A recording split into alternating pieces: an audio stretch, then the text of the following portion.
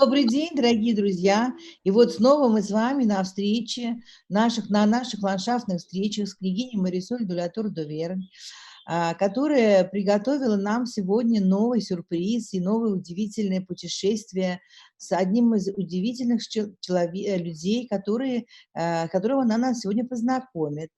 Вот Жан-Луи Сюро сегодня в гостях у нас, и я с удовольствием передаю слово княгине Марисоль де ла Тур-де-Верн, которая расскажет и представит нашего гостя. Alors, Мадам?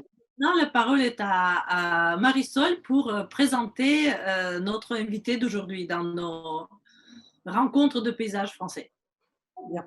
Alors, je suis très heureuse de vous présenter dans le cadre de nos rencontres franco-russes Jean-Louis Sirot, qui est le conseil pour le château d'Amboise, pour le château et les jardins. Pourquoi il va nous parler d'Amboise sous un aspect très précis, qui est Amboise, où la création d'un jardin de la Renaissance a son aube, à l'aube de la Renaissance. Anna? Я очень рада вам представить нашего гостя, господина Жан-Луи Сюро, директора замка Амбуаза и человека, который также и является создателем и ответственным за сады в этом удивительном замке. И сегодня он расскажет нам об очень интересной тематике появления самого первого ренессансного сада вокруг исторического замка. Amboise joue un rôle très important dans l'histoire de l'art des jardins, car c'est là qu'a été créé le premier jardin de la Renaissance, très influencé par l'Italie, quand le roi est rentré d'Italie. Место амбуазское очень историческое, важное, символическое для появления искусства Ренессанса во Франции, поскольку это именно то самое место, в котором впервые во Франции появился подход к саду так, как его мыслили во время эпохи Возрождения, поскольку в это время в замке жил король, который только что вернулся из Италии и привез с собой туда массу своих новых художников. Je dirais que personne n'est mieux placé que Jean-Louis Sirot pour en parler, car il a consacré une grande partie de sa vie à Amboise, son château et ses jardins, et je crois pouvoir dire que cela a toujours été une grande histoire d'amour entre lui et le château, et réciproquement. Я думаю, что вот в рамках наших исторических таких дней экскурсий очень важно познакомиться с Амбуазом первым. И, конечно, Жан-Луи Сюро, который посвятил огромное количество лет своей жизни этому замку и этому саду, и не только жизни, но и любви. И мне кажется, что и Амбуаз платит ему тем же. Поэтому я очень рада предоставить ему слово.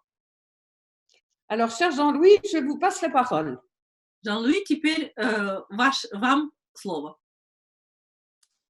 Merci, chère Marisol, de votre confiance et tout d'abord, Dobry din, et je suis très heureux de participer à cette rencontre et je vais essayer de faire partager l'amour dont Marisol vient de parler pour les jardins. Mais les jardins, ce sont des œuvres humaines. Et c'est pour ça qu'on peut parler d'amour entre nous et ces jardins. Спасибо, Марисоль, за доверие и за такую прекрасную презентацию места, которое Амбуаз занимает в нашей истории садов. И я постараюсь рассказать вам действительно эту историю любви, поскольку сад — это творение человеческих рук и эмоций, и поэтому это как раз то произведение, о котором можно говорить о любви. Dans cette présentation donc, des jardins d'Amboise, c'est-à-dire de la création d'un premier jardin d'Amboise, on est obligé de faire une sorte de référence à l'histoire donc de la France, de l'Europe, à la fin du XIVe, début du XVe et jusque donc à la fin du XVIe siècle. Когда мы говорим о появлении первого сада по стилю эпохи Возрождения здесь, в Амбуазе, необходимо сделать небольшой исторический экскурс в XIV, XV и вот в начале XVI века, когда события как раз развиваются в Амбуазе. Позвольте мне это сделать. Alors, vous avez sous les yeux cette première image du château et vous voyez qu'il a un caractère un peu mixte, c'est-à-dire qu'il est à la fois une ancienne forteresse qui est devenue aimable à la transition du XVe et du XVIe siècle. И вы видите, и эта фотография очень символична. Замок Амбуаз предстает во всей своей красе и показывает смешанность архитектуры сторожевого крепостного сооружения и появление уже более светского здания и с порезанными окнами, о том, о чем, в общем-то, мы и говорим, когда начинается эпоха Возрождения. То есть сложная и боевая эпоха сменяет жизнью гораздо более светской и красивой. Alors, ce château fait partie de ces châteaux de la Loire, c'est-à-dire des châteaux qui se sont développés lorsque toute cette région était une région stratégique pour le royaume de France et surtout le lieu de résidence du souverain. Les souverains résidaient en Val-de-Loire et donc les puissants étaient en Val-de-Loire et c'est ce qui a prévalu à la réalisation de ces châteaux qui, dans un premier temps, étaient essentiellement des châteaux forts. Вы все знаете богатство долины Луары и ее знаменитыми замками. Историческая правда связана с тем, что это было действительно стратегическое место вдоль долины реки, стратегическое для французского королевства, и король, начинающий в свое время объединять вокруг себя территории, жил именно здесь, и вокруг него всегда собирались самые мощные новые феодалы, которые тоже вынуждены были строить каждый себе укрепленный замок, потому что времена, естественно, были непростые. Alors, c'est ce que j'essayais de vous montrer dans cette deuxième image, qui est une enluminure qui date du tout début du XVe siècle, qui montre un paysage de Loire avec la construction d'un édifice et on voit que dans le fond du paysage, sur le bord de la Loire, il y a un château. Donc, nous sommes dans une période tout à fait particulière. Il y a eu une très longue guerre entre les Français et les Anglais. Une partie de ce qu'on pourrait appeler la France actuelle était occupée par les souverains anglais. Et donc, il y a eu donc des conflits qui ont duré en gros une centaine d'années. C'est ce qu'on appelle en français la guerre de 100 ans. Вы видите здесь такой исторический рисунок, это миниатюра, историческое начало 15 века, на которой идет стройка города, и в глубине на долине, на холме на Луаре виден один из существующих уже тогда замков. Надо говорить о том, что период был очень сложный, часть нынешней французской территории была занята английскими владениями, и как раз наше время, когда мы начинаем наш рассказ, это конец так называемой Столетней войны с англичанами. Et donc, nous sommes dans une période donc, où, à la fin de la guerre de 100 ans, eh bien, le souci défensif va être moins fort et l'on va avoir des châteaux qui vont commencer à regarder en dehors même de l'enceinte. Jusque-là, donc, les châteaux étaient vraiment des places fortes fermées sur elles-mêmes. Et on voit sur cette enluminure, qui est tirée d'un ouvrage très connu qui est à Chantilly, donc les riches heures du duc de Berry, voilà une référence à une province que connaît bien Marisol, eh bien, on a donc une représentation d'un château. Et sur ce château, on voit que les ouvertures, les fenêtres sont relativement nombreuses sur le paysage et on voit donc ce château avec les travaux des champs. Et là, on est au mois de septembre et c'est les vendanges qui sont représentées. Ну, я думаю, Et что вы теперь поняли, почему, значит, наша долина так знаменита этими укрепленными замками и чем, собственно, отличается долина. Именно историческая правда этой столетней войны, когда феодалы вокруг французского короля должны были защищаться, и все их жилища были обнесены жесткими крепостными стенами, в них не было окон, и нужно было спасать и своих крестьян, которые прятались туда же.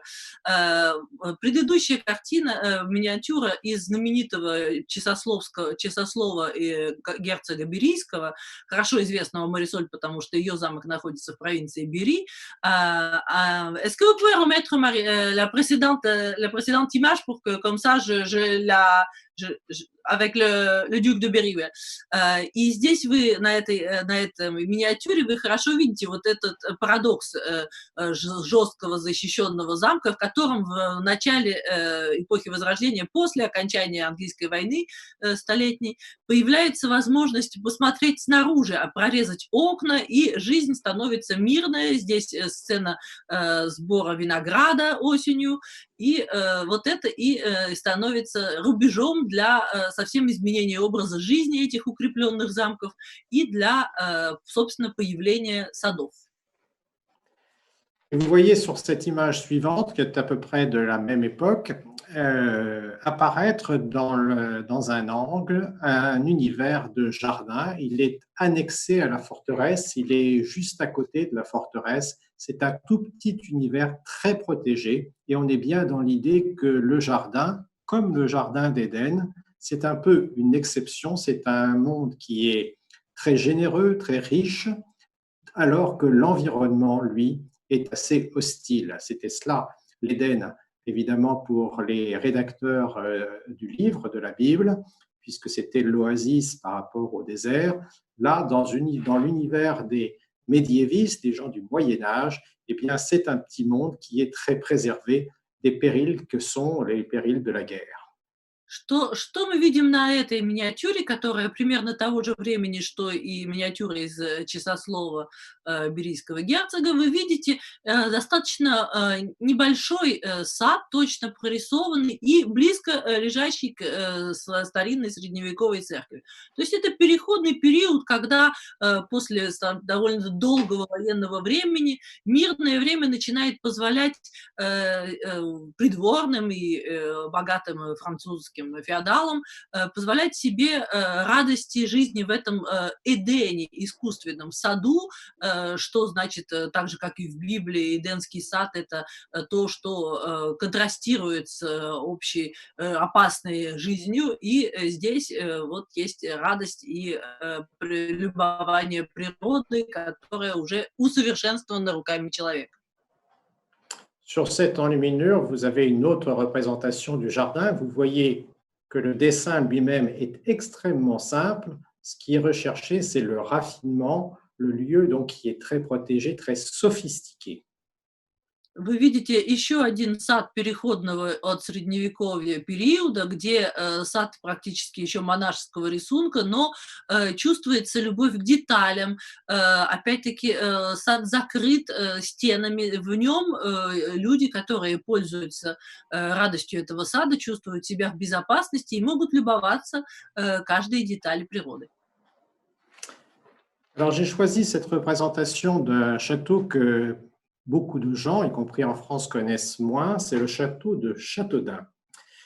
Ce château a été voulu par un homme de guerre qui illustre parfaitement notre propos. Cet homme de guerre, c'est Jean de Dunois, un compagnon donc de Jeanne d'Arc, qui, après avoir eu une vie militaire, guerrière, va se consacrer à la construction de ce château.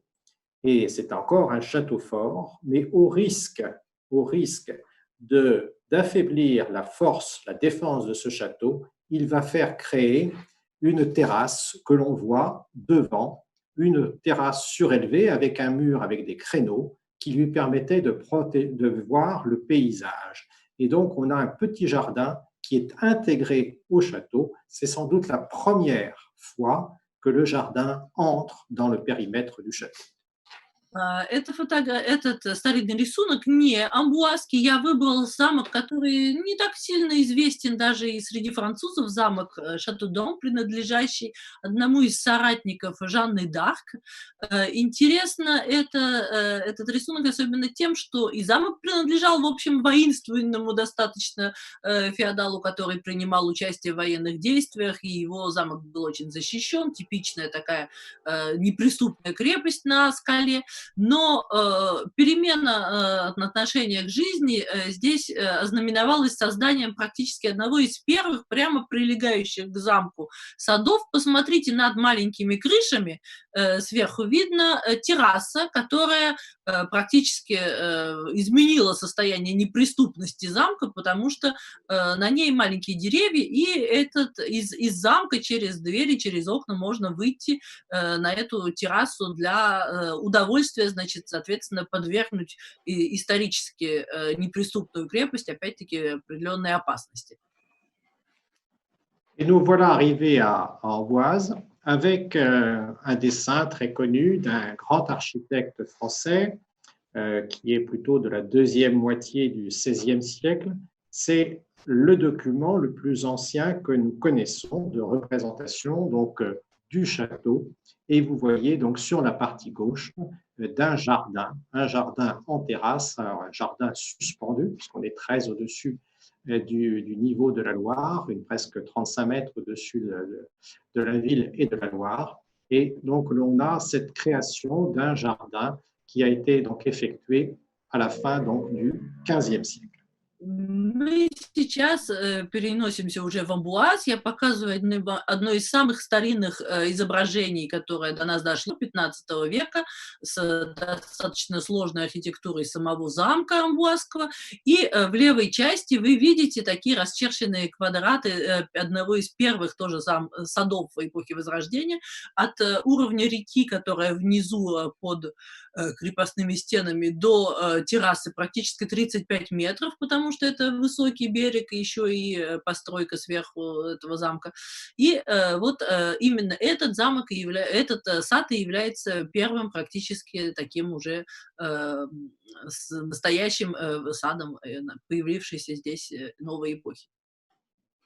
Alors, comme l'a rappelé tout à l'heure en introduction Marisol, c'est bien, si vous voulez, la forte séduction des jardins italiens lorsque les rois de France successifs de la fin du XVe, du début du XVIe vont aller guerroyer en Italie, ils vont découvrir des jardins très raffinés et vont vouloir copier ces jardins dans leur château. Et là, donc, à Amboise, eh bien, c'est le premier de ces rois de France qui va aller en Italie, Charles VIII, et il va ramener avec lui un jardinier. Ce jardinier aura la charge de créer un jardin d'un goût nouveau, et ce jardin doit être le plus proche possible du logis du roi. Впервые этот сад построен здесь в результате итальянских похождений французских королей. Как вы уже поняли, Столетняя война закончилась, проблем с англичанами нет, и в 15 веке французские короли начинают стараться прибавить себе земли с юга и с юго-запада, и это время итальянских походов, откуда несколько французских королей постоянно привозят себе моду на красивую итальянскую виллу, жизнь. И так Шарль VIII, один из первых королей, связанных с итальянскими походами, привез себе итальянского садовника, архитектора и захотел, чтобы у него был тоже такой итальянский сад как можно ближе к своему жилищу. Alors, ce jardin est dans un dessin extrêmement simple. Le jardinier qui vient donc pour réaliser ce jardin n'est pas un architecte paysagiste au sens moderne du terme. Un jardinier de l'époque, un jardinier concepteur de jardin dans ce moment du début de la Renaissance, c'est d'abord un botaniste, c'est-à-dire quelqu'un qui connaît les plantes. Et vous voyez que le dessin lui-même est toujours très géométrique, extrêmement simple. Что касается самого рисунка этого первого сада Возрождения, он чрезвычайно прост. Садовник в это время еще не то, что называется у нас пейзажист. Он не заботится о рисунке сада. В первую очередь это ботаник, который хорошо знает растения, знает, что с чем будет расти и что нужно посадить, чтобы доставить удовольствие королю. Voilà la même vue, ou à peu près, aujourd'hui. Vous voyez bien que le château a subi beaucoup de démolitions, mais en mettant cette photo, ce que je veux souligner, c'est qu'un des éléments importants du jardin qui est créé à l'aube de la Renaissance, c'est que non seulement ce jardin, il est tout à fait proche du logis, de l'habitat même du roi, c'est comme si on déroulait un tapis devant la maison du roi. Eh bien, non seulement il y a cet aspect-là, mais il y a aussi, et peut-être même surtout, l'articulation de ce jardin et du paysage qui est autour de lui, le paysage que l'on découvre depuis le château. Ça, c'est un point très important et durable dans l'évolution de l'art du jardin. И сейчас, показывая эту фотографию, которая практически является современной фотографии того замка, который вы видели, то есть вы видите Луару внизу, вы видите, что территория, собственно, замка не изменилась, но количество построек стало меньше, нету крепостной стены и других построек вокруг в удалении от Луары, но зато замок, его жилая парадная часть полностью сохранилась так же, как и на рисунке, и виден сад прямо вдоль Луары, который играет определенную роль декоративную для самого жилища. Так и в других замках, которые вы потом увидите, этот замок, сад эпохи Возрождения, он практически является гостиной из замка, как будто из окна раскрутили цветочный ковер, и король, феодал может выйти в него погулять. Вот сейчас вы видите его в плане. Et vous voyez donc une vue en plan du château tel que l'a imaginé le même architecte. Vous voyez donc il y a des carreaux et en pointillé sur une grande partie périphérique de ce jardin, vous voyez donc un pointillé. Ce pointillé, c'est en fait une galerie. Ce jardin est encore un jardin fermé, c'est-à-dire un jardin où on regarde vers l'intérieur, mais comme je viens de le dire précédemment, pour la première fois, on va créer des petites fenêtres qui permettent, quand on se promène dans ce jardin, de jeter aussi un regard vers l'extérieur. C'est-à-dire que le château est un univers protégé, mais en même temps, au-delà de la peur qu'inspirait l'extérieur, eh bien, à cette peur, on va substituer la curiosité, et c'est un des aspects de la Renaissance. Вот вы очень хорошо видно, если вы вспомните предыдущее изображение, рисунок и фотографию, вы видите большую башню, которая внизу на плане, сам сад очень с простым геометрическим рисунком, и вокруг маленький пунктир – это деревья, которые составляют такую определенную галерею с тем, чтобы в садом любовались именно внутри. То есть те первые миниатюры, которые мы видели с Часлова герцога Берийского, сад – это закрытое пространство, в котором существует вот этот вот мир Эдена. Но Возрождение открывает все больше и больше любопытства снаружи, посмотреть, что происходит с другой стороны от крепостных стен. И в этой изгороди прорубаются определенные такие окна, которые дают возможность гуляющим по саду смотреть на окружающий пейзаж. Alors voilà, dans l'autre sens, là on regarde donc vers la Loire, on regarde vers le nord et vous voyez dans l'angle apparaître ce jardin avec la galerie dont je viens de parler. Et dans ce jardin, il y a donc une sorte de kiosque. Ce kiosque est un octogone avec de chaque côté, donc sur 4 côtés plus exactement, des volières pour avoir des oiseaux chanteurs.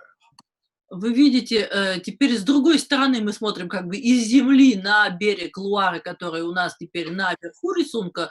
Сад оказывается справа, и в центре сада восьмиугольный вольер для того, чтобы туда посадить певчих птиц, которые радуют хозяина своим пением. И вы видите еще до пунктира, до деревьев. Вокруг сада была даже такая построенная каменная галерея, которую хорошо видно. То есть хорошо можно понять, что был период, когда этот сад был полностью закрыт.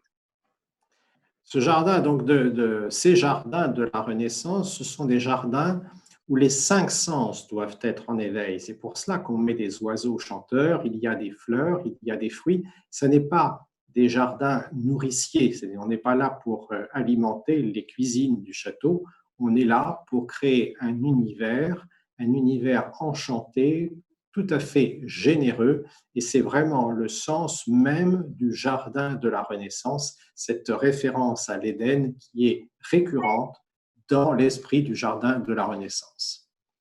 Вот еще интересно здесь подчеркнуть, что появление этих садов в начальное раннее Возрождение часто сравнивается с Эдемским садом, и это уже не утилитарное использование огорода, присутствующего во многих разных и средневековых изображениях, и в средневековой жизни.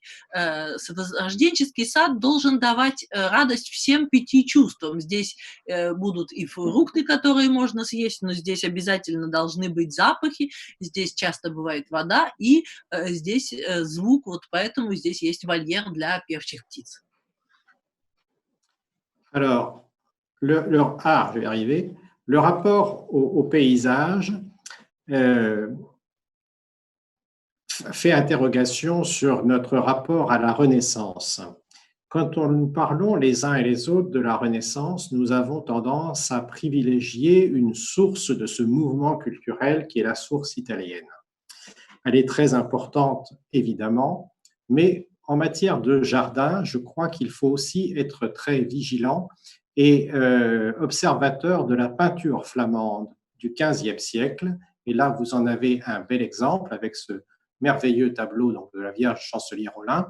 Et vous voyez que si la scène principale, c'est bien donc le donateur et la Vierge et l'enfant, il y a un peu plus loin 2 petits bonhommes dans le paysage qui ne regardent pas la scène principale, mais qui regardent vers l'extérieur. Voilà.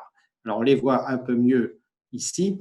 Et en fait, une des particularités de la peinture flamande, ça a été de s'intéresser et d'incorporer dans la peinture le paysage.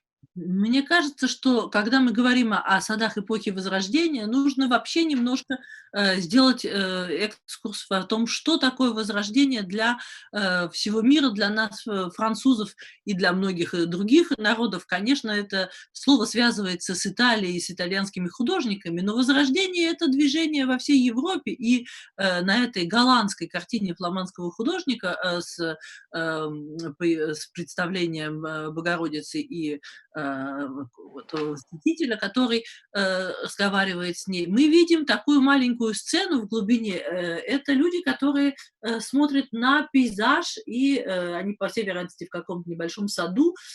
Вот эта новость появления пейзажа в картинах, она не является чисто итальянской, она практически является характеристикой эпохи Возрождения, наверное, для всех европейских стран. Et donc, vous voyez que le modèle qui a été initié Amboise, on peut dire qu'Amboise est un élément important dans l'évolution de l'art du jardin. Ça n'est plus tout à fait un jardin du Moyen-Âge et ça n'est pas encore tout à fait non plus un jardin de la Renaissance. Quelques années après, va être réalisé un autre grand jardin pour le roi de France à quelques kilomètres, c'est le jardin du château de Blois dont vous avez par le même architecte, Androuet du Cerceau, la représentation sous les yeux.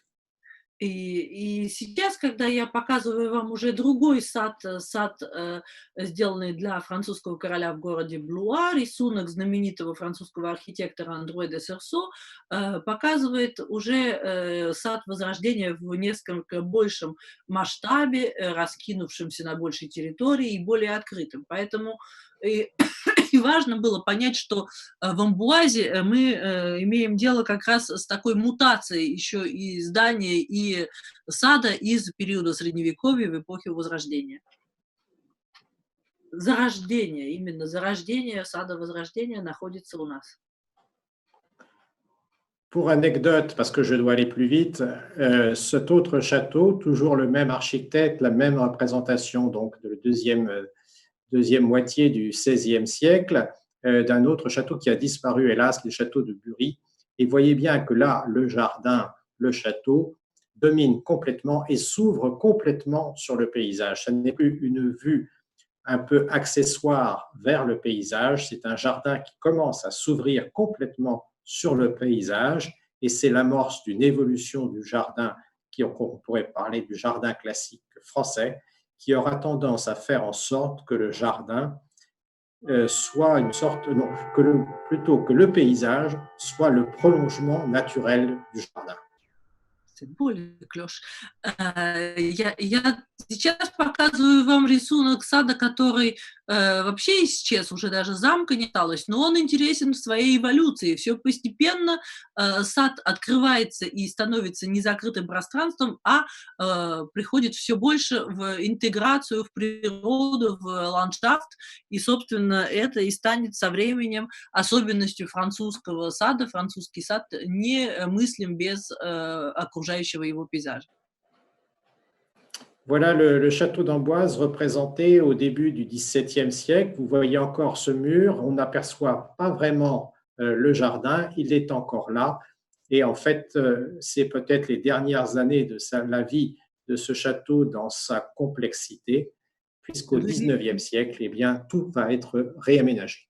Здесь вы видите на картине 17 века еще практически все постройки комплекса замкового, ограждения, сад присутствует, и как раз с конца 17 века замок начинает сильно перестраиваться. Et vous avez donc la représentation du plan du jardin conçu donc dans la première moitié du XIXe siècle, dans l'esprit d'un jardin paysager, mais en gardant une identité particulière sur la terrasse qui était le premier jardin d'Amboise. Как и многие здания исторические, 19 век довольно сильно меняет, особенно, конечно, зеленые территории во многих местах превращаются в пейзажный парк. Здесь вы видите плавные аллеи, текучие очертания. Тем не менее, даже английский сад сохранил вот эту жесткую, четкую планировку исторического сада эпохи Возрождения здесь. Voilà le jardin tel qu'il est aujourd'hui, ce jardin donc de la terrasse surplombant la Loire. Voilà comme il était l'année dernière, il se densifie d'année en année, mais vous voyez que c'est vraiment un jardin qui a vocation à être ouvert sur l'extérieur, ouvert vers le paysage. И мы сейчас его восстановили вот в таком виде, да, с каждым годом обогащается растениями, но принцип вы уже хорошо понимаете сейчас, поскольку он полностью интегрирован в пейзаж, в долину Луары и украшает эту перспективу. Et vous voyez aussi à travers cette vue, là c'est une vue transversale, et vous voyez l'esprit quand même du jardin italien qui apparaît, et notamment la multiplication progressive de ces plantes en pot de terre cuite qui font écho avec les briques de construction qui sont, elles, de l'origine de la construction donc, du château. Вы видите на этой фотографии, это как бы с берега, со стороны в сторону территории замка, вы видите здесь использование терракоты, которая и в кирпичах изначально построенной, каменной постройки, ограничивающей сад, так и появление горшков, поскольку они очень нужны и напоминают то, что этот сад является, так сказать, ну, отражением некого итальянского стиля, который был привезен в Амбуаз Шарлем VIII. Voilà, donc juste pour dire, pour finir, parce que mon propos est un peu rapide, mais sans doute peut-être j'ai été bavard sur la première partie, vous avez bien compris cette question du rapport au paysage. Le deuxième élément que l'on peut peut-être évoquer rapidement, c'est quelles plantes on avait dans ce jardin. eh bien, sans doute cherchait-on à avoir des plantes qui étaient exotiques, des plantes que l'on ne connaissait pas. On parle d'agrumes notamment, et ces agrumes, c'est de la famille des citronniers, des orangers, eh bien, étaient sans doute des plantes qui étaient présentes parce qu'elles étaient aussi utilisées à des fins donc, de soins. Et il faut bien, donc, il faut penser que les jardins, qui étaient des jardins très sophistiqués, étaient aussi des jardins où l'on cultivait des plantes médicinales. Donc, c'était à la fois, si vous voulez, des plantes enchanteresses, mais en même temps des plantes qui pouvaient être utiles sur le plan médical. И сейчас мне придется немножко двигаться более быстрым ритмом, но мне хотелось немножко еще остановиться на аспекте ботаническом. Какие растения в этих садах использовались и какие использовались именно в нашем саду Возрождения? Скорее всего, акцент был сделан на цитрусовые, которые имели свою экзотичность и в то же время имели какие-то аспекты лечения, какие-то улучшения состояния и так далее. Поэтому, конечно, в таких садах старались посадить то, что не росло вокруг на природе. Et si vous pensez évidemment à des oranges en particulier, eh bien, ce ne sont pas des oranges telles que vous connaissez, des oranges assez sucrées, c'était vraiment des oranges tout à fait amères qui n'ont que peu de relation avec celles que vous connaissez aujourd'hui. Mais je vais terminer sans doute mon propos sur ces images parce que crois qu'il faut que je garde du temps pour répondre à d'éventuelles questions et je vous remercie de votre attention. И сейчас я хочу сказать, что, в общем-то, о растениях, о саде, об амбуазе можно было бы рассказывать и дольше, но мне хотелось бы, чтобы наша конференция стала конференцией общения, поэтому я сохраню время для вопросов и ответов, только хочу заметить о том, что мы говорили про цитрусовые. Цитрусовые, конечно, были, например, те же самые апельсины, совсем не те апельсины, о которых можно думать сейчас. Это были горькие апельсины, которые растут сейчас на некоторых южноафриканских, северноафриканских странах. И, конечно, они имели совсем другой вкус и другое использование. Voilà. Donc là, vous êtes prête à répondre aux questions, c'est ça? Ben, tout à fait, s'il y a des questions, évidemment. Вот. Если есть у нас вопросы у аудитории, если есть вопросы или комментарии у наших, у Марисоль, у Карины, то можно включить их экраны, и, соответственно, Жан-Луи предлагает нам пообщаться на тему замка Амбуаз. Да, вот я хочу сказать, что мне присылают комментарии. Добрый день. Сейчас. Да, сейчас мне присылают комментарии есть вопросы. Добрый день, подскажите, пожалуйста, повлиял ли этот прекрасный сад в замке Амбуаз на творчество великого Леонардо да Винчи? Alors oui, Jean-Louis, il y a les questions qui arrivent et là, donc une première question, les Russes connaissent que donc votre château est lié avec Léonard de Vinci. Est-ce que vous pensez que Léonard de Vinci a profité de ce jardin? Est-ce que ce jardin pourrait éventuellement être un lieu qui l'aurait influencé d'une telle ou telle manière? Alors, comme vous le savez, on attribue beaucoup de talent à Léonard de Vinci. On peut lui reconnaître une sorte de curiosité insatiable. Il a connu le jardin du château d'Amboise. Il en a même fait un relevé, ou en tout cas une narration. L'idée, c'est qu'un jardin, souvent, n'existe que parce qu'il y a de l'eau. Alors, allez-y. Считается, что действительно Леонардо да Винчи действительно часто бывал в замке Амбуаз, и здесь он и работал, и вообще сад Возрождения, он очень связан с присутствием воды. А Леонардо да Винчи вообще был человек очень любопытный, как известно. Et vous avez vu tout à l'heure dans la représentation du jardin un kiosque dont je vous ai dit qu'il était avec des volières pour des oiseaux chanteurs. Sous ce kiosque, il y avait une table qui avait vocation à être une fontaine, et Léonard de Vinci nous dit qu'il y a bien une fontaine, mais c'est une fontaine sans eau. C'est-à-dire qu'on n'avait pas encore réussi à ce moment-là à faire venir l'eau parce que, évidemment, c'est très difficile d'amener de l'eau dans un flux permanent dans un lieu qui se trouve à 35 mètres du milieu naturel de l'eau. Et donc, voilà, il y avait une difficulté technique, c'était d'amener l'eau au jardin. Donc, Léonard de Vinci a bien vu ce jardin, puisqu'il en a rendu compte, notamment sur cet accessoire qu'est le kiosque et la fontaine sans eau. Il a rendu compte, c'est-à-dire il y a un témoignage, c'est ça Exactement, il a écrit là-dessus. Леонардо бывал и жил совсем рядом, как вы знаете, в доме, который ему передал Франциск I. И интересно, что, если вы запомнили, была вольера, где были птицы. И в записях Леонардо да Винчи было написано, что в этом саду даже есть фонтан, но, правда, фонтан без воды, потому что в середине этой вольеры был стол, который задуман был специальным отверстием, чтобы туда можно было, чтобы там был фонтан. Но, естественно, в то время фонтан на высоте 35 метров от уровня воды, то есть от уровня долины Луары, привести туда постоянно, чтобы был фонтан, это было очень трудно, поэтому вот воспоминания Леонардо да Винчи об этом саду есть, они существуют. У меня следующий вопрос. Пишет Ольга. Супер, очень интересно, благодарю. Но хотелось бы повнимательно рассмотреть фотографию топиарного сада. И кто ее автор?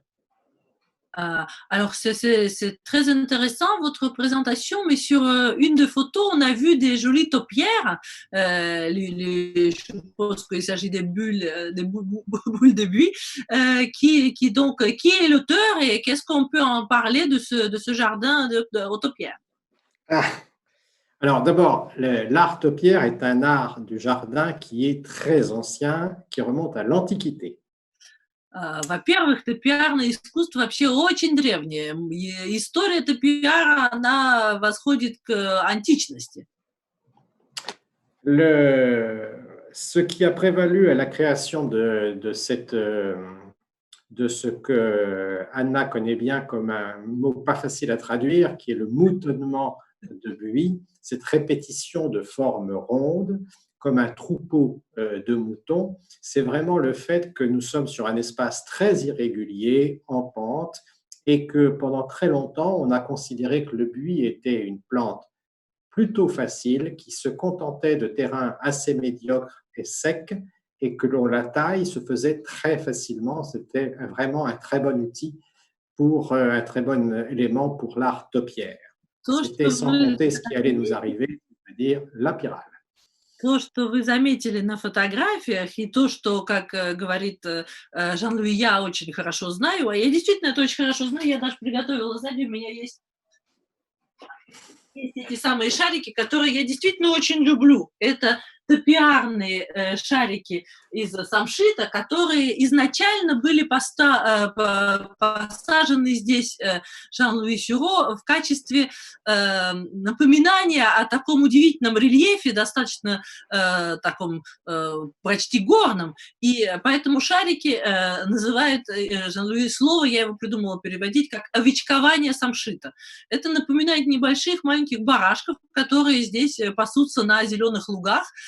Самшит, по идее, растение достаточно был простой, его можно было легко стричь, но это было все до того времени, когда на нас напала пираль. Теперь этот сад совсем не становится таким уж простым в обиходе. И вот следующий вопрос. Кто же автор? Кто это автор этого сада? Mais qui est l'auteur de ce jardin?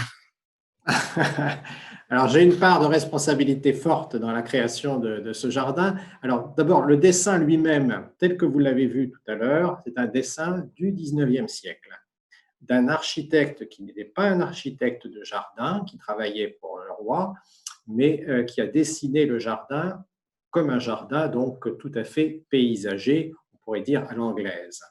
Et c'est en fait, nous avons seulement reconstitué des parties qui étaient, on va dire, qui étaient un peu abandonnées et on les a repeuplées de façon un peu, comment dire, soignée, parce que la vocation d'un jardin comme celui-là, dans un lieu très visité, c'est que ça doit être un lieu de quiétude, un lieu où on se sent bien et tous les éléments qui ont été, comment dire, inscrits dans ce jardin ont vocation à participer au confort des visiteurs, confort visuel et confort physique.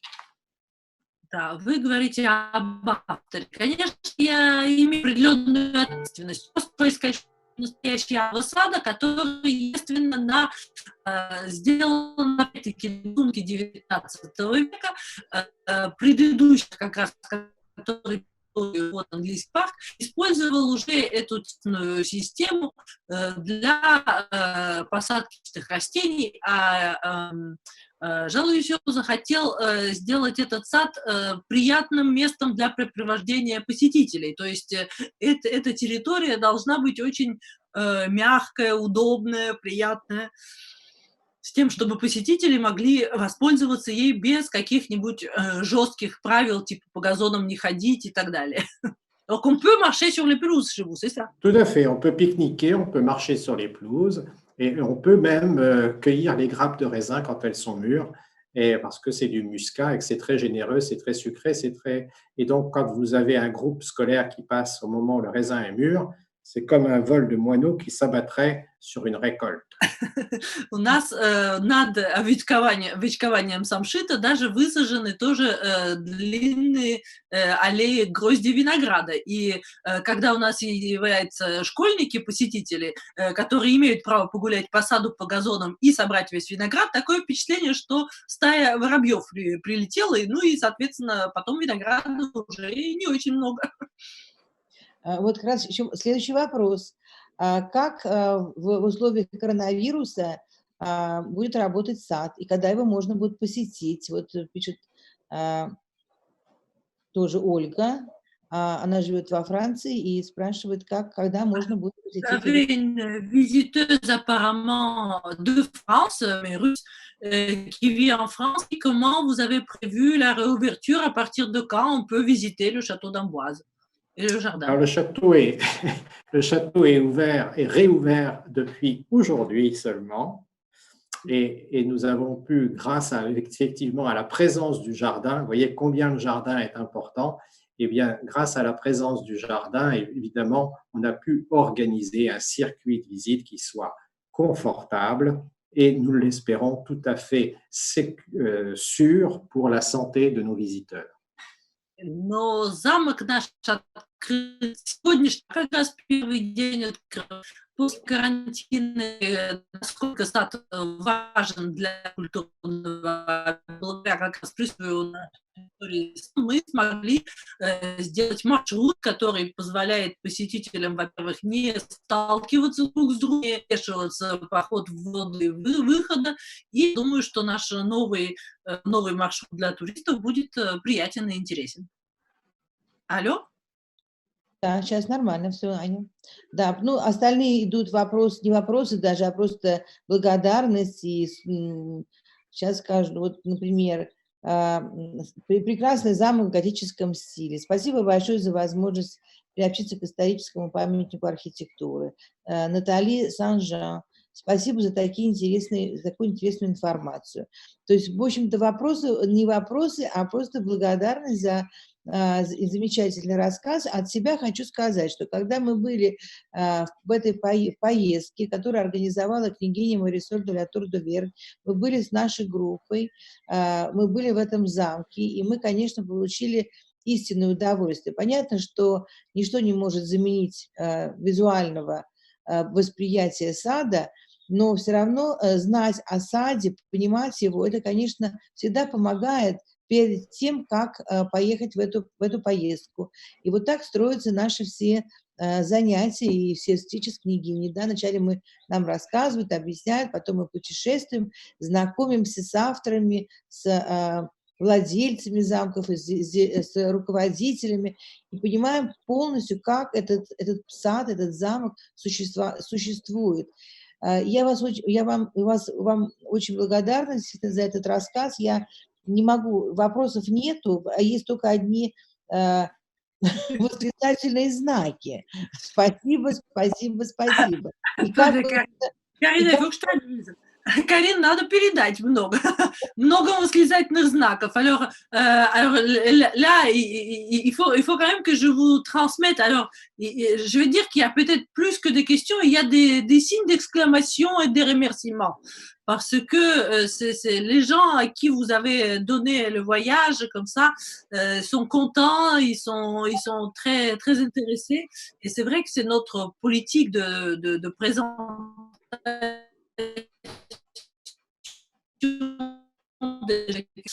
c'est de permettre d'avoir évidemment les informations qui sont un peu scientifiques avec les dessins, les gravures. Bien sûr, ça ne changera pas, ça ne remplace pas le voyage, mais ça aujourd'hui permet quand même d'avoir cette possibilité de voyager et de préparer les voyages qui ne sera plus virtuel dans quelques temps.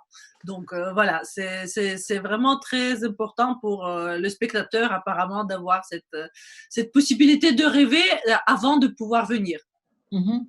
И вот сейчас пришел еще один вопрос. Какие цветы растут в этом саду? Alors une question aussi, quelles fleurs vous faites pousser dans vos jardins? Alors, le jardin d'Amboise n'a pas une grande variété de plantations. Nous avons essentiellement, enfin, nous avons beaucoup, une dominante d'essence méditerranéenne pour faire écho évidemment à la présence de toutes ces générations d'Italiens qui, depuis la fin du Pardon, 15e, pas compris j'ai pas compris une dominante de plantes méditerranéennes. Méditerranée. J'ai pas bien entendu, oui. La liaison n'est pas très bonne, donc on n'entend pas forcément très bien, mais donc c'est faire écho donc à la présence de tous ces Italiens et en particulier donc à Léonard de Vinci à la cour de France. Mais au-delà de ça, l'idée c'est d'avoir des plantes qui permettent d'avoir une compréhension du lieu, de son histoire et de l'usage contemporain du château. Et l'usage contemporain du château, c'est de permettre à nos visiteurs d'être dans un univers qui est bienveillant, qui est accueillant, qui est le plus possible beau, si vous voulez, la dimension esthétique est importante, mais vraiment c'est une sorte de respiration par rapport à la vie quotidienne. Visiter un château, c'est faire une parenthèse sur l'actualité qui peut être difficile et c'est faire une respiration et une réflexion sur notre vie, sur ce que nous faisons. Bref, le jardin, c'est presque essentiel pour retrouver ce que doit être la dignité de l'homme. Очень интересно всегда говорит Жан Люсюро о цели сада и от его взгляда на то, кто является, какую роль играет сад в посещении музея, от этого и зависит и выбор растений. Конечно, поскольку Италия присутствует в Амбуазе и через Леонардо да Винчи, и через появление Возрождения, цветы, которые выбираются для посадки, в основном это какие-то средиземноморские сорта, но все сделано, самое главное, для того, чтобы сад, во-первых, был в любое время приятен глазу, чтобы человек, который посвятил определенное время знакомству с историей, с визитом с такой туристическим, достаточно серьезным, дальше мог предаться определенной медитации и ощущению разности веков и одновременно их связанной страницы истории Франции. То есть когда человек выходит и проходит через сад с тем, чтобы зайти в замок и выходит из него, его должно наполнять состояние радости и отдыха, и восприятия, опять-таки, истории в таком позитивном очень виде. Поэтому растения должны быть mягких tons. Et vous avez toujours aussi des couleurs spéciales, non, si je peux me permettre? Oui, alors c'est plein de sujets, mais les couleurs sont très importantes sur le choix des couleurs. Il y a des gens qui ont théorisé là-dessus. Et par exemple, pour l'été, eh bien, on choisit donc de fleurir les jardins essentiellement avec une couleur qu'apprécient tellement les Russes, c'est-à-dire le bleu. Mais c'est vrai aussi que c'est la couleur préférée des Français. Pour la moitié des Français, quand ils choisissent la couleur qu'ils préfèrent, c'est plus de la moitié disent c'est le bleu. Eh bien, c'est une référence culturelle que l'on intègre parce que le bleu suggère une sensation de fraîcheur. Et ce dont nous avons besoin en été, c'est d'apporter un peu de fraîcheur. Et puis, à l'inverse, pour l'hiver et donc pour la sortie de l'hiver, notre couleur dominante, c'est le jaune, parce que quand la nature se réveille après l'hiver, la couleur qui est dominante dans la nature, c'est le jaune. C'est le jaune, c'est éclatant, et ça nous donne un peu d'envie d'aborder la nouvelle saison avec entrain. Если мы говорим о цветах, потому что я предложила сказать господину Сюро о цветах, используемых в замке Амбуаз, они явно совершенно постоянно имеется определенная гамма. Голубая – это цвет, который очень любят русские и очень любят французы. Больше половины французов говорят, что это их любимый цвет. Это цвет цветов, которые используются в летнем сезоне, потому что летом бывает жарко, особенно на этой террасе на 35-метровой высоте, и голубой цвет приносит свежесть. А в более холодные сезоны осенью, зимой, ранней весной доминанта цветочная желтая, с тем, чтобы принести теплоту, солнце, когда его, может быть, не хватает еще в природе. То есть это опять отвечает той же самой концепции для того, чтобы этот сад был местом для созерцания, для удовольствия, для восхищения природой в ее уже улучшенном человеком как бы виде. Ну вот поэтому все и пишут, что очень хочется переместиться туда, все ждут, когда появится такая возможность, и сразу же отправляемся к княгине Марисоль, чтобы потом дальше отправиться по ее маршруту.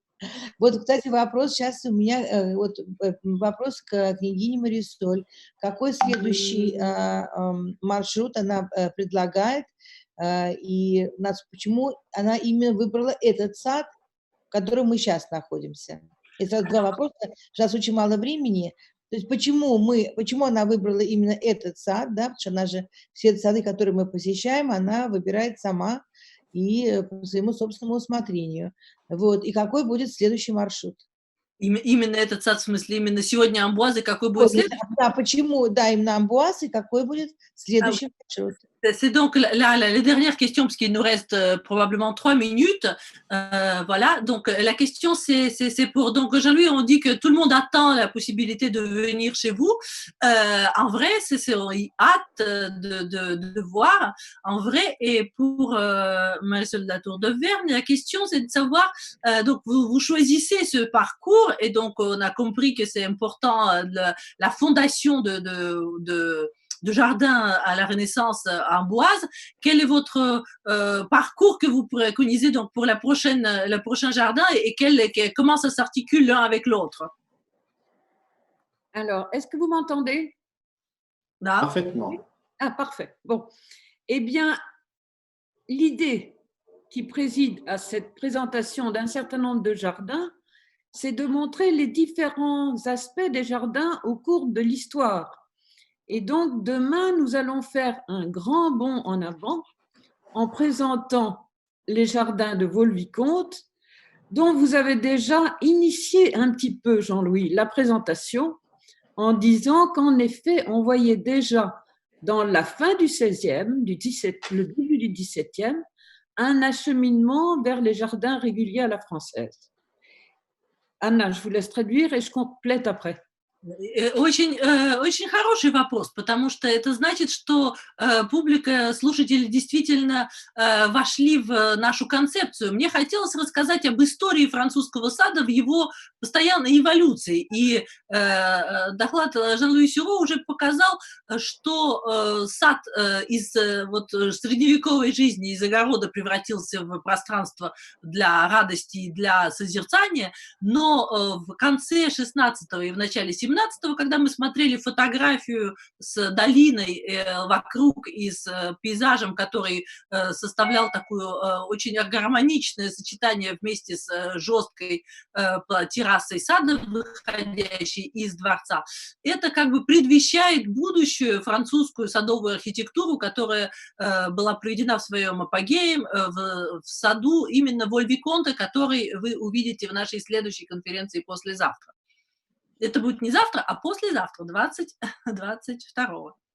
Et donc, j'ajoute juste que Vaux-le-Vicomte a été la première grande création de Le Nôtre qui a porté à sa perfection les jardins réguliers à la française. Et cela a précédé Versailles, qui a été très inspiré par Vaux-le-Vicomte. И, конечно, многие знают имя Ленотра, но именно в Воль-Виконте Ленотр, собственно, и изобрел этот подход к саду, когда сад полностью интегрируется в большой масштаб окружающей природы и открывает и новодные, и садовые искусственные перспективы. Об этом говорить, когда пообщаться. Алло? У нас уже заканчивается время, Ты к вот сожалению. Да, к сожалению, колокольным звоном колокольным звоном. Ва- Да, я хочу поблагодарить всех участников нашей конференции, нашей встречи сегодняшней. Благодарю вас за ваше, скажем, внимание к нам, потому что я понимаю, что сейчас непростое время, и вы его нашли, да, и провели потрясающее мероприятие.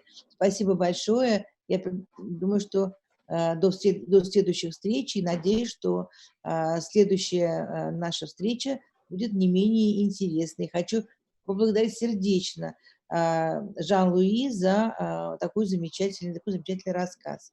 Но еще есть время, я думаю, что Марисоль скажет нам пару слов.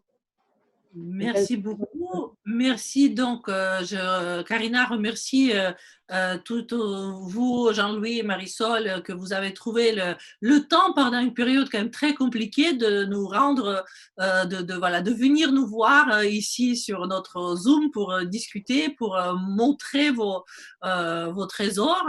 Et ça, c'est très, très précieux pour les spectateurs qui, eux aussi, viennent à une période pas forcément facile, mais en même temps, ça leur fait une fenêtre vers la France. Nous sommes, avec Marisol, nous sommes amis des jardins, nous sommes amis de la Russie, et cette passion pour les jardins fait que nous serons toujours disponibles pour vous. Vous savez qu'on aime beaucoup la Russie, et comme tel, eh bien, on sera ravis de vous recevoir et on sera ravis de venir en Russie. Voilà, et on espère vous retrouver tous en pleine forme très bientôt. Et merci de m'avoir fait confiance, merci Marisol, et à tous le meilleur été possible, et puis à bientôt, le plaisir de vous retrouver. Хочу вам всем сказать, что я очень люблю, так же, как и Марисоль любит сады, и я очень, так же, как и Марисоль, люблю Россию. И поэтому я жду, когда вы снова сможете приехать к нам, и с удовольствием тоже приеду на различные российские мероприятия. Спасибо, это будет очень здорово. И пока всем желаю просто здоровья, чтобы это сложное лето прошло для всех как можно лучше. Да, спасибо большое. Спасибо большое всем. Я хочу поблагодарить Аню, которая с нами постоянно.